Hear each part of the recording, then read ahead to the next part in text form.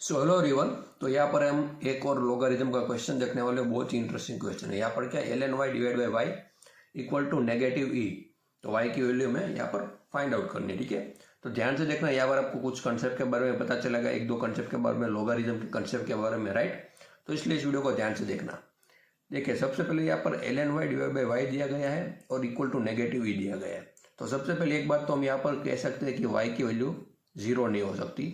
क्यों? क्योंकि यहाँ पर ये जीरो यहाँ पर डिनोमिनेटर में, अगर यहाँ पर जीरो पुट किया तो ये पूरी टर्म इनफाइनाइट हो जाएगी, और यहाँ पर क्या चाहिए, नेगेटिव ई चाहिए, तो y does not equal to zero.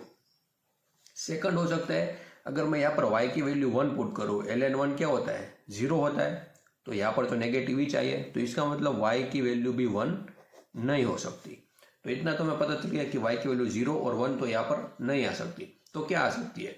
तो देखिए, यहाँ पर एक आपको क्लू दिया गया है कि ln y divide by y की वैल्यू क्या है, लेस देन जीरो है, राइट। नेगेटिव ही है, तो ये लेस देन जीरो है। तो आप सबसे पहले मुझे बताइए कि y की वैल्यू क्या यहाँ पर नेगेटिव हो सकती है? नहीं हो सकती। क्यों? क्योंकि यहाँ पर तो y की वैल्यू नेगेटिव हम यहाँ पर पुट करेंगे, तो इसका मतलब यहाँ पर भी नेगेटिव पुट करनी पड़ेगी, और लोगारिथम में नेगेटिव वैल्यू कभी भी पॉसिबल नहीं हो सकती, वो अनडिफाइंड हो जाएगा।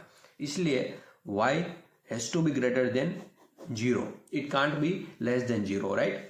तो यहाँ पर अगर y ग्रेटर देन जीरो है, मतलब ये पॉजिटिव टर्म हुआ, तो इसका मतलब ln y must be less than zero, तभी ये पूरी कंडीशन सेटिस्फाई हो सकती है, राइट।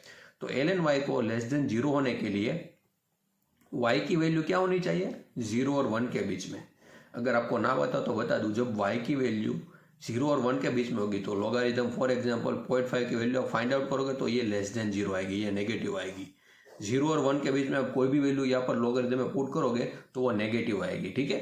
इसलिए मैंने यहाँ पर 0 और 1 के बीच में y की वैल्यू लिखी है, और y ग्रेटर देन जीरो हमने यहाँ पर डिसाइड कर लिया था, तो इसलिए यहाँ पर y की वैल्यू 0 और 1 के बीच में आएगी। पर क्या आएगी वो कैसे पता चलेगा? तो यहाँ पर से देखिए, ln y equal to negative e है। अब इस नेगेटिव को मैं इस तरीके से लिख सकता हूँ, 1 divide by 1 by negative 1 by, right, क्योंकि डिनोमिनेटर में और उसके भी डिनोमिनेटर में ई है, तो वो ऊपर चला जाएगा न्यूमरेटर में और नेगेटिव ई आ जाएगा, राइट। और दूसरे तरीके से मैं लिख सकता हूँ ln y divide by y -1 divide by 1 by, ठीक है। दोनों में आंसर सेम ही आएगा, सिर्फ मैंने यहाँ पर ऊपर नेगेटिव साइन लिए और यहाँ पर नीचे, ठीक है, माइनस साइन तो कॉमन ही आएगी दोनों में। अब देखिए, अगर ये पॉसिबल हो सकता है, तो इसका मतलब यहाँ पर हुआ y की वैल्यू क्या होनी चाहिए, नेगेटिव ई, राइट। और यहाँ पर क्या होनी चाहिए, y की वैल्यू 1 बाई। अब आप बताएं कि क्या ये पॉसिबल हो सकता है? y की वैल्यू नेगेटिव 1 बाई अगर मैं लूंगा तो यहाँ पर 1 आ सकता है, नहीं आ सकता। ये 1 एक ही केस में आ सकता है, यहाँ पर जब ln की वैल्यू e होगी, ठीक है। e मिलेंगे तो यहाँ पर 1 आ जाएगा, यहाँ पर नेगेटिव 1 बाई ई है, इसलिए ये केस पॉसिबल नहीं हो सकता, राइट।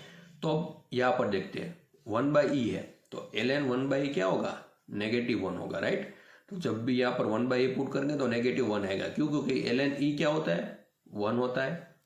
तो ये 1 बाई होगा, तो ये पावर में -1 आ जाएगी, और ये पावर आगे आ जाएगी, तो ये -1 हो जाएगा, राइट। 1 बाई को इस तरीके से लिख सकते हैं, और -1 को आगे ले जाएंगे तो फाइनल आंसर क्या होगा, -1, ठीक है। तो ये कैसे हमारा पॉसिबल हो सकता है? तो यहाँ पर y की वैल्यू क्या मिली हमें, 1 बाई ई, ठीक है। तो इस क्वेश्चन का आंसर होगा 1 बाई ई। तो आई होप कि आपको समझ में आया। बहुत ही कंसेप्चुअल क्वेश्चन था, दिखने में थोड़ा इजी लगता है, लेकिन ये बहुत ही कंसेप्चुअल क्वेश्चन था। अगर आपको इसमें कोई भी क्वेरी या फिर कोई भी डाउट हो तो मुझे कमेंट कर सकते हो, एंड अगर आपको वीडियो पसंद आए तो वीडियो को लाइक कर सकते हो, एंड चैनल को भी सब्सक्राइब कर सकते हो। And thank you so much for watching this video.